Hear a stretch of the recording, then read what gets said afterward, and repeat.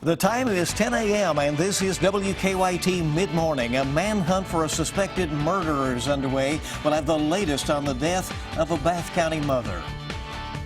Rescue teams search for survivors the day after a deadly quake rocked central Italy. I'm Tina Kraus in Amatrice, Italy, with the very latest coming up. And a Kentucky teacher and her student have a special bond after a life-saving encounter.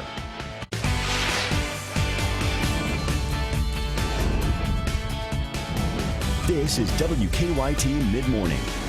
Good morning. So good to have you with us on WKYT on a really nice Thursday out there. I'm Bill Bryant. And I'm Barbara Bailey. Yes, it is. You know, let's keep it going. Yeah. It has been so nice. Yeah. Just a delightful break. Yeah. Kind of fall preview that we've had. A little humid, but no complaints, really. Let's check in with meteorologist Micah Harris. It's, by the way, his birthday. Yeah, appreciate it, guys. And it looks pretty good. It's not all that bad. And what we're going to be dealing with as we travel in towards your afternoon is the chance at a couple of rumbles of thunder. You're already seeing a few showers over toward Pike County, but that's about it. So really, for the most part, it's a good-looking day in Seward. Jackson at 78, 83 now in Frankfort. That is our hot spot. 80 degrees now in Lexington already, and it's only 10:01 in the morning. So here we go, 90 degrees plus the next several days. I'm going to show you how high we actually get. Are we looking at 95 degrees? Are we staying right there around 90? And what about those heat index values? I'll have all that with rain chances in there coming up. Okay, see you in just a few minutes, Micah. Thank you. The search is continuing this morning for a man suspected of murdering his wife. Judith White was found dead yesterday at her home on P Sticks Road near Owingsville. Investigators say she was shot multiple times. Police say her boss called and asked them to check on her because she didn't show up to work. Now they're looking for her husband, Christopher White. They say he may be hiding out in a cabin in the Red River Gorge. He was last seen driving a white 2015 Jeep Patriot with Kentucky tags 165 VPE. A troubling trend continues, and this time it has hit hard in central Kentucky. Police in Mount Sterling say they are investigating 12 heroin overdoses that happened last night in a matter of just a few hours. We've seen similar trends across the region this month. Police in Cincinnati say a surge in heroin overdoses has topped 60 cases this week. They're trying to find the source of the drug, which they suspect has a mixture of heroin and another stronger drug. Today, officials from 9 states, including Kentucky, will be meeting in Cincinnati to discuss how to improve cooperation across state borders in battling heroin abuse. A Lexington police officer was injured overnight during a traffic stop, and it turns out the driver might have been involved in an earlier robbery. Lexington police say 3 people broke into an apartment on Center Parkway last night, pulled a gun on someone inside, and demanded money. 2 hours later, an officer stopped a car on North Limestone. The officer said the driver was acting suspiciously and opened his door before driving off. The door injured the officer's elbow.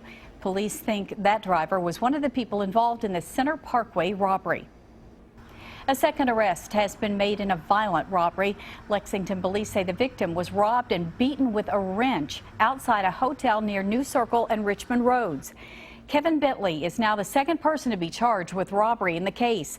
Hayden Rogers was arraigned on the same charge yesterday. A Lexington teenager has been charged with attempted murder for a shooting in Laurel County. The Laurel County Sheriff's Office says the 17-year-old arrested last night is the third person to be charged in the case. Back in June, Trey Hendrick was shot in the hip and his wallet was stolen. 19-year-old Deontay Williams and a 16-year-old girl have also been charged in that case.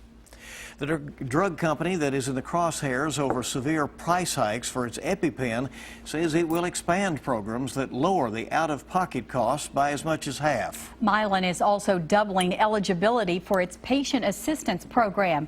The patients will also be able to order the emergency medicine for severe allergic reactions directly from the company to help lower costs. Mylan has hiked prices for EpiPen frequently over the past 9 years.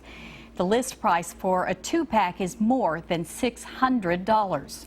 The frantic search for survivors in central Italy has now entered a second day. Yesterday, the region was rocked by a massive earthquake that killed at least 250 people. And sadly, that number is continuing to rise this morning. Tina Kraus has the latest on the rescue efforts. Rescue teams in earthquake-ravaged Italy worked through the night and into daybreak using search dogs and heavy equipment trying to find people feared buried alive under mounds of debris. Armored tanks are joining the effort in hard-hit towns like Pescara del Tronto.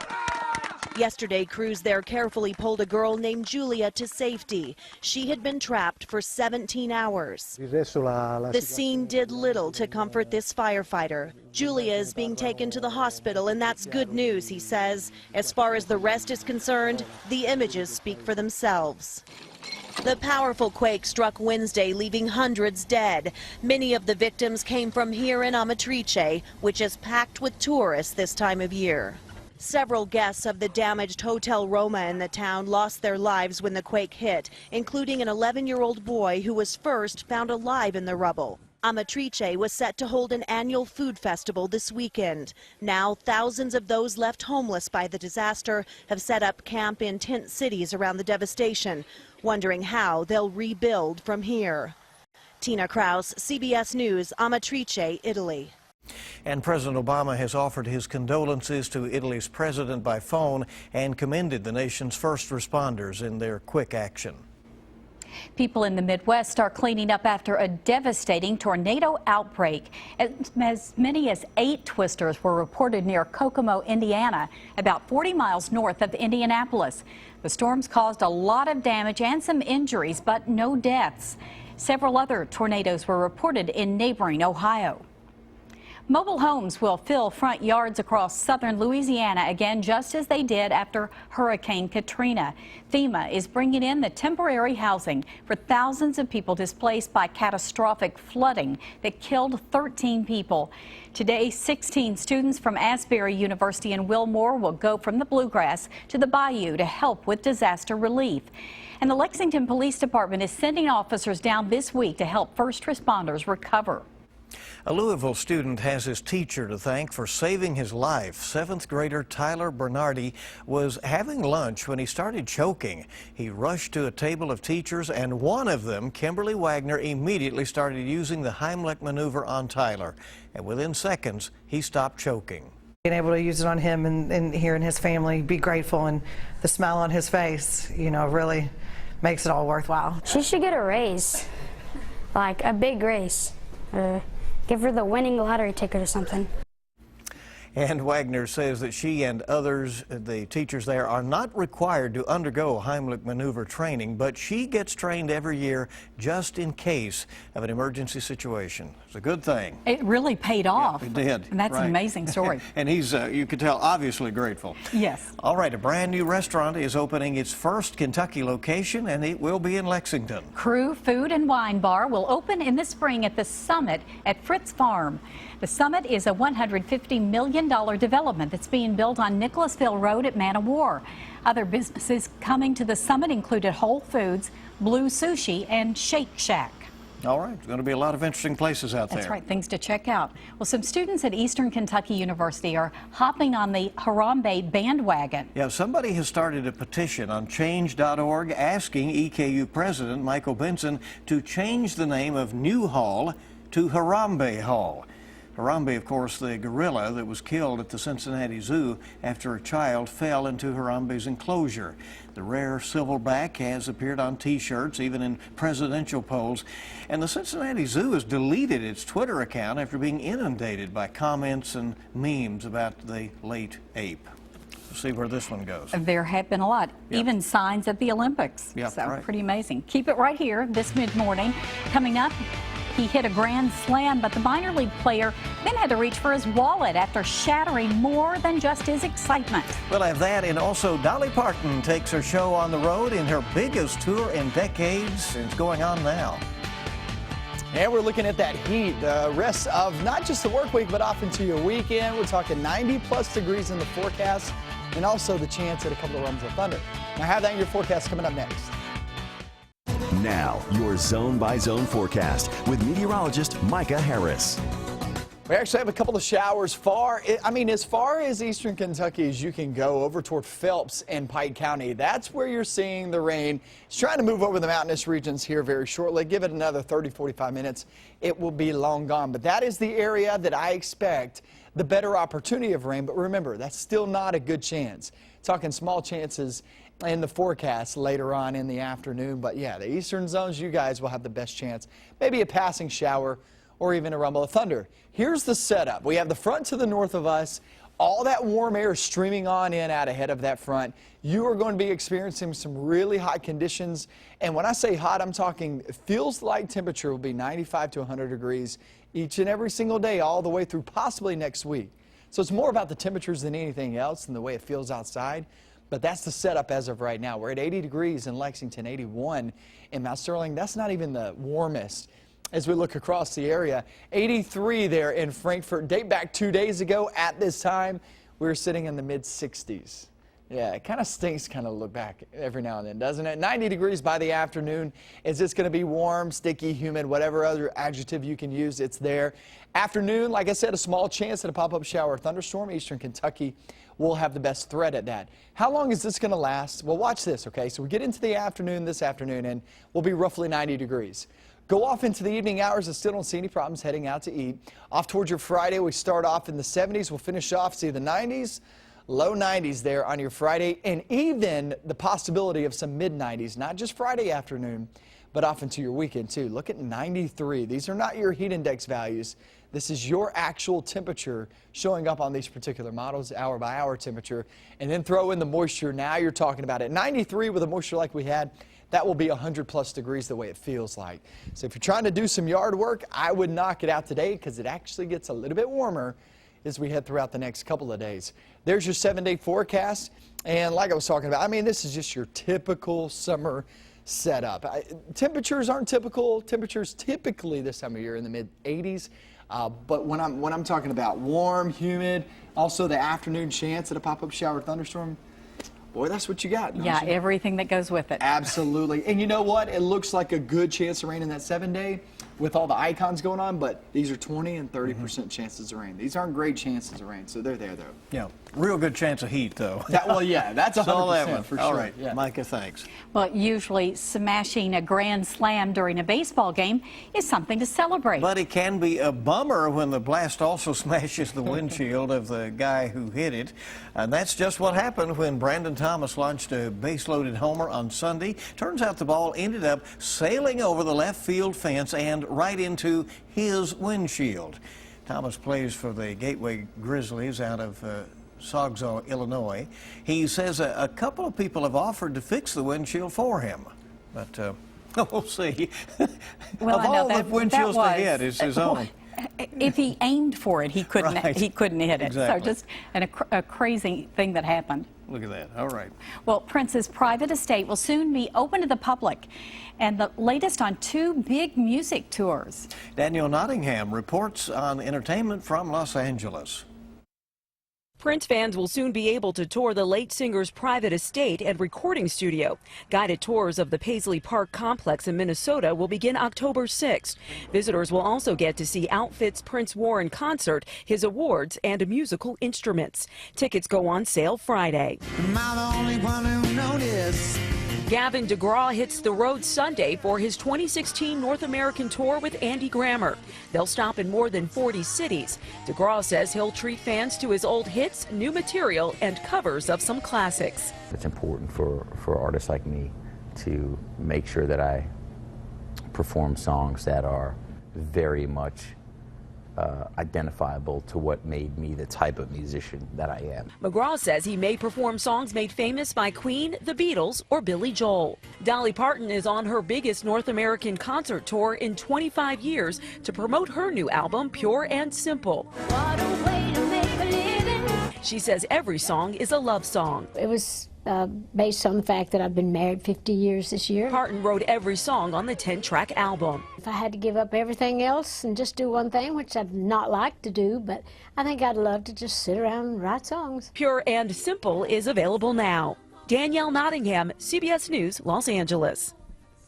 All right. She's still energetic on that stage. An amazing performer, He absolutely. still owns it. Yeah. All right, you may best remember him from his days on Saturday Night Live, and one thing's for sure, he'll keep you laughing. Comedian John Lovitz is in the studio next on WKYT.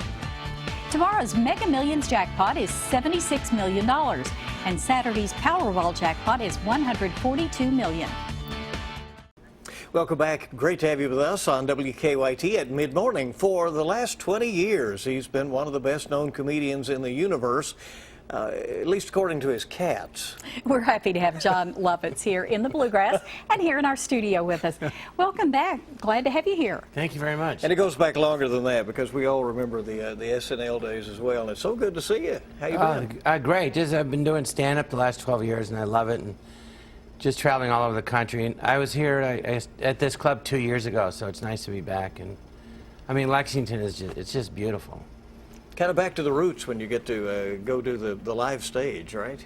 Kind of. I mean, I did theater in high school and college, and but the stand-up I always wanted to do, but I really started doing it 12 years ago. So I did it in reverse. Most people are stand-ups and getting acting, and I did it the other way, which is rare. Yeah.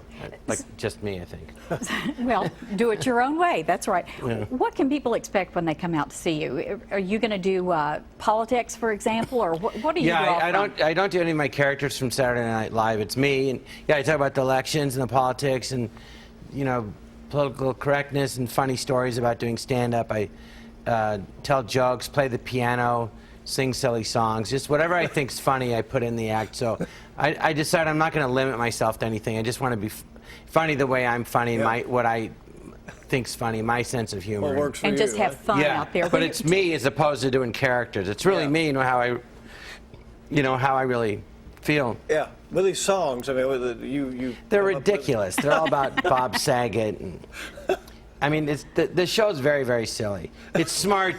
It's it's a little clever, but it's more silly, But silly is a good thing. When you hear people laughing, I think so. I love silly humor. That's a good thing. Yeah, and I realize, after a while, I go, I'm here to make people laugh, and I don't care how I do it. And then I mean, there's no. Dana Carvey really helped me a lot. He goes, "There's no rules to stand up. It's really just a way for you to express your sense of humor, but you can, you can do whatever you want. So if I have a lot of things to say where 30 years ago all I thought about was acting, and then I started working, so I had time to look at the news and see what's going on in the world, and then you get older, so you start forming your opinions more. And so. It kind of writes itself these days, doesn't it? I mean, really, with the world some of we're it, in? yeah. I mean, I would say like Donald Trump and George Bush. I go, you don't have to write any material, you just quote them, and I mean, it's just, but it's yeah, the elections are just. Yeah, they're just, it's just easy. It's just easy. That says well, it to all, make doesn't fun it? of, I mean, it's just it's crazy. Yeah, all right. Crazy. Well, it's John Lovitz, everybody, and he will be at Comedy Off-Broadway tonight at 7:15 and at 8 o'clock on Friday night. Then 2 shows, both Saturday and Sunday, so a good little stretch. Well, not Sunday. Okay, not Sunday. Two shows Yeah, 1 show tonight, 1 Friday, and 2 Saturday. There you go. Gotcha. All right. That's, yeah, Want to no make show. sure that we don't want people Then showing you're up going- when you're not no there. show Sunday. All right. That's when you got to go. Then you're going home to the California fires, right? Well, no, yeah, Chicago. Yeah, they've been bad though. Yeah. The smoke's horrendous. Yeah, yeah. But Good luck I with feel that. bad for those people. And it's horrible. Thanks for coming by. We appreciate you coming Yeah, by. you're welcome. All right. Well, keep it right here this mid-morning. Going to check in with the Mr. Food Test Kitchen next and see what's cooking up here on your Thursday. Looks good. Okay, this recipe is going to make you forget about any other recipe for brownies you've ever tasted. Have to be good. It's a strong statement. Today in the Mr. Food Test Kitchen, ultimate fudgy brownies. As you can probably imagine, here in the Test Kitchen, we taste test lots of recipes. And just like most of you, our favorite part is when we get to try a new dessert. Well, recently, we came up with a new, totally from scratch brownie that I think is the best brownie I've ever eaten.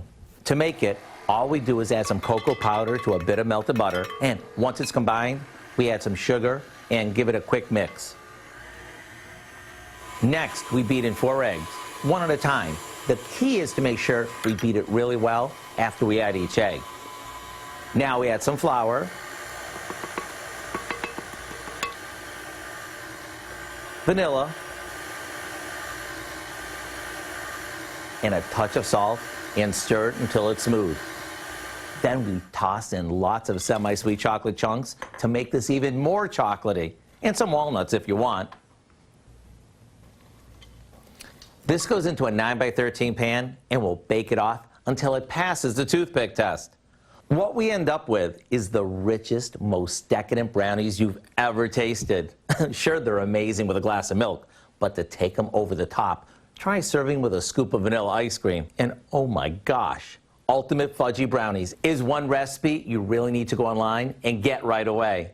I'm Howard in the Mr. Food Test Kitchen, where today we found a very chocolatey way for you to say, ooh, it's so good.